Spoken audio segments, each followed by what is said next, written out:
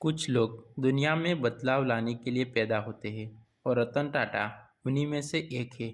भारतीय उद्योग जगत में टाटा ग्रुप का नाम स्वर्ण अक्षरों में लिखा गया है, लेकिन इसके पीछे एक साधारण, विनम्र और दूरदर्शी व्यक्ति की कहानी छिपी है। आइए जानते हैं कैसे रतन टाटा ने अपने संघर्ष और मेहनत से भारत को वैश्विक मंच पर पहचान दिलाई।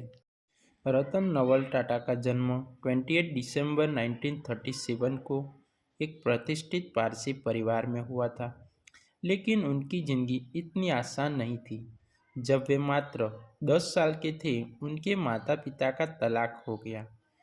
उनकी परवरिश उनकी दादी नवाजबाई टाटा ने की। रतन टाटा ने अमेरिका की कॉर्नेल यूनिवर्सिटी से आर्किटेक्चर की डिग्री प्राप्त की और बाद में हार्वर्ड बिजनेस स्कूल से एडवांस मैनेजमेंट प्रोग्राम पूरा किया। लेकिन उनके मन में हमेशा अपने देश के लिए कुछ करने की चाहत थी। रतन टाटा ने सन 1961 में टाटा ग्रुप में एक साधारण कर्मचारी के रूप में प्रवेश लिया। उन्होंने टाटा स्टील के प्लांट में मजदूरों के साथ काम किया और ज़मीन से जुड़कर अनुभव प्राप्त किया। यही वो गुण था जिसने उन्हें भविष्य में एक महान लीडर बनाया। सन 1991 में रतन टाटा को टाटा ग्रुप का चेयरमैन बनाया गया, लेकिन यह आसान नहीं था। लोगों ने उनके नेतृत्व पर सवाल उठाए। उन्होंने टाटा ग्रुप को नई ऊंचाइयों तक पहुंचाने का सपना देखा।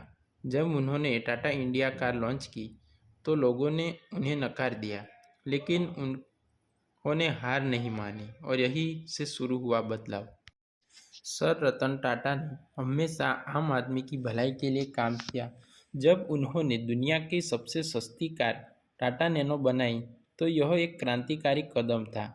उनका मानना था कि हर भारतीय का सपना होना चाहिए कि उनके पास अपनी खुद की कार हो। लेकिन सिर्फ बिजनेस ही नहीं, समाज सेवा में भी सर रतन टाटा का बड़ा योगदान रहा। टाटा ट्रस्ट के जरिए उन्होंने शिक्षा, स्वास्थ्य और ग्रामीण विकास में बड़ा निवेश किया। सर रतन टाटा के नेतृत्व में टाटा ग्रुप में जगुआर, लैंड रोवर और फॉर्स जैसी बड़ी कंपनियों का अधिग्रहण किया। यह भारत के लिए गर्व की बात थी कि टाटा ने दुनिया के टॉप ब्रांड्स को खरीदा। सर रतन टाटा भले ही 2012 में टाटा ग्रुप के चेयरमैन पद से रिटायर हो गए, लेकिन उनकी सोच और नेतृत्व आज भी प्रेरणादायक है। वे हमेशा कहते हैं, सफलता का जश्न मनाना अच्छा है, लेकिन उससे भी जरूरी है असफलता से सीखना। सर रतन टाटा ने कभी भी अपने मूल्यों से समझौता नहीं किया। उन्होंने हमेशा नैतिकता और ईमानदारी को प्राथमिकता दी। वे कहते हैं, मैं ऐसे व्यापार में नहीं जाना चाहता जो नैतिक रूप से सही न हो। यही कारण है कि टाटा ग्रुप को आज भी सबसे भरोसेमंद ब्रांडों में गिना जाता है।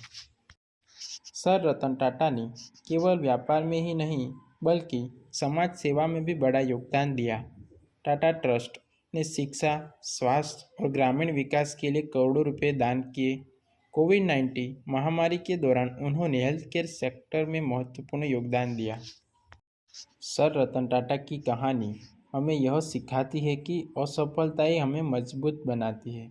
हमें हमेशा आगे बढ़ने की कोशिश करनी चाहिए और अपने सपनों को साकार करने के लिए मेहनत करनी चाहिए। वे कहते हैं, अगर आपको जल्दी सफल होना है तो दूसरों की मदद करें।